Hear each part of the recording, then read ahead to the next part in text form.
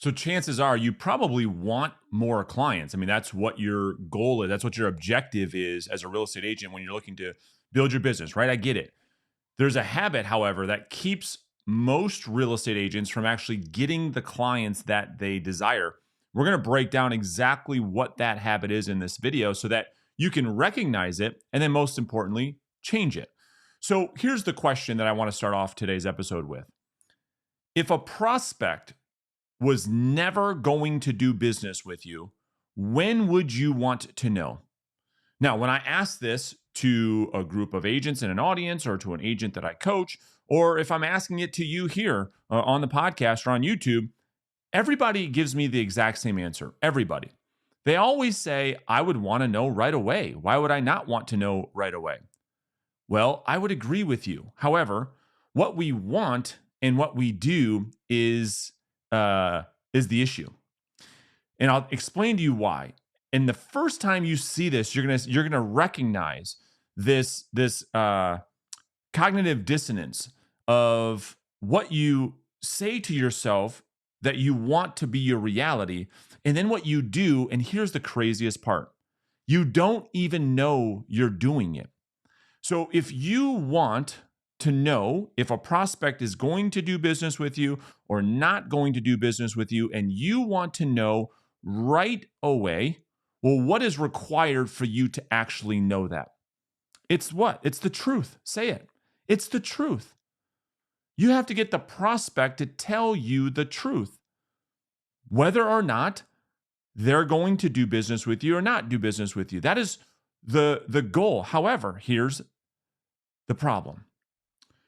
We have what we call happy ears. And this is the habit that is going on without you even knowing it. And when we have happy ears, and I'll explain to you exactly what that is and what it sounds like, that begins the chase game. And happy ears is when you're communicating in such a way where you really don't want to hear the truth. If you start to feel the conversation or the meeting going in a direction that leads you to that truth, you oftentimes back off and pull the parachute and do what you can to live another day. You can't handle the truth, is what Mr. Nicholson would say, right? From A Few Good Men, great movie. And so on one end, we say, okay, if the prospect isn't going to do business with me, when would I want to know? I want to know right away. But then you don't give the opportunity to the prospect to be honest because you only want to hear what you want to hear. So let me give you a great example of what I mean and what this sounds like. So you might be in a prospecting phone call, and because most of us are fighting for that appointment, we tend to be we try to convince the prospect as to why they would want to meet with us, right? And oftentimes you're met with what? A lot of resistance. And so the prospect says, you know what? No, I don't want to meet with you. And you, the persistent, ambitious real estate agent as you are, you then say, well, you know what? Why don't I do this? Why don't I follow up with you in a couple of weeks and check in on you and see if anything's changed? How's that? And the prospect says, okay, sure.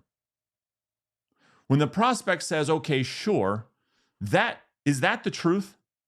Is that really what's going on? Or have you put the prospect in a point of submission where they're just telling you what you want to hear so that you go away? What's the truth? This is what we call happy ears. You see, as a sales performance coach, when I'm listening to these phone calls and I look at the outcome, the truth is, most of the time, the prospects are saying what they have to say because you haven't made it safe for them to be honest. So they learn very, very quickly that if they just are more agreeable, it gets you to let up and it gets you to go away. And most of the time, the prospect ends up getting into what we call the witness protection program. You follow up, you start to chase them down, you call them, you text them, you message them, you email them, and they're never to be found again. Well, why? What's actually happening? Well, we haven't made it safe for the prospects to actually be honest.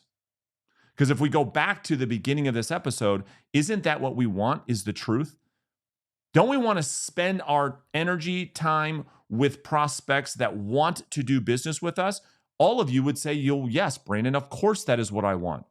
What ends up happening because of this habit of happy ears, you end up chasing prospects that never want to do business with you because you don't make it safe for them to actually tell you the truth when you said all you want is the truth. And so how do we actually do this? How do we actually get the truth from the prospects if that is what your goal actually is? If you can stop this habit of happy ears and putting prospects in a position to tell you what they think you want to hear so you go away, what's the opposite of that? Well, we have to then invite the prospect. Listen closely. We have to invite the prospect to tell us no. Now, I know what do you mean, Brandon? Doesn't that take me away from sales? No. When you invite the prospect to say no, remember what we're after? The truth. And if the truth is that they're never going to do business with you ever, when do you want to know? Well, you just said you want to know right away. So the only way to get to the truth is to make it okay for the prospect to tell you that they don't want to do business with you. Our goal as real estate salespeople is to be okay with yes or no without the bias towards the yes, because the more we're attached to the yes, what do you often get? Oh, that's right, more no's. It seems like the more you push the prospect, the more you try to convince the prospect, the more you try to persuade the prospect, you're often met with the exact opposite of what you want, resistance. So when you make the prospect feel, you put them in an environment, whether that be at a listing appointment, a buyer consultation, a prospecting phone call, and you make it perfectly fine and you let them know that you're okay with whatever outcome they decide, and you make them feel comfortable telling you the truth, here's what happens. You start to have better conversations, which lead you to uncovering more of the prospect's motivation, which leads you then to do what? Acquiring more clients.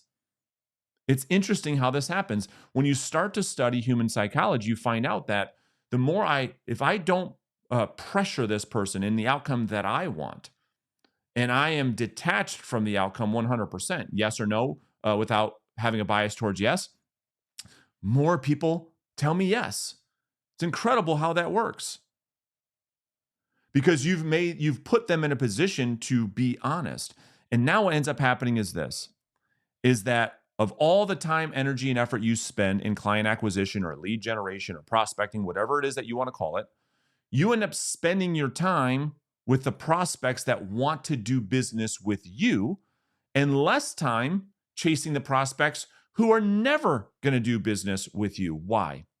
Because in all of your conversations, you make it clear to the prospect that whether they do business with you or not is irrelevant. You're actually looking for a perfect fit rather than you're looking to close every single human being that you talk to. Because when you approach prospecting with a scarcity mindset of, I'm going to try and close every single person I talk to, what ends up happening? You close no one. Because you end up getting happy ears, chasing every Tom, Dick, and Harry, because it's all you want to hear. You can't handle the truth of them saying, you know what? No, we have an agent. We aren't going to do business with you. No, we're not open to ever meeting with you ever. Because we aren't willing to hear the truth, we end up spending so much of our time spinning our wheels, chasing people who are never going to do business with us, which then takes away the time that we have to focus on clients who are actually going to do business with us.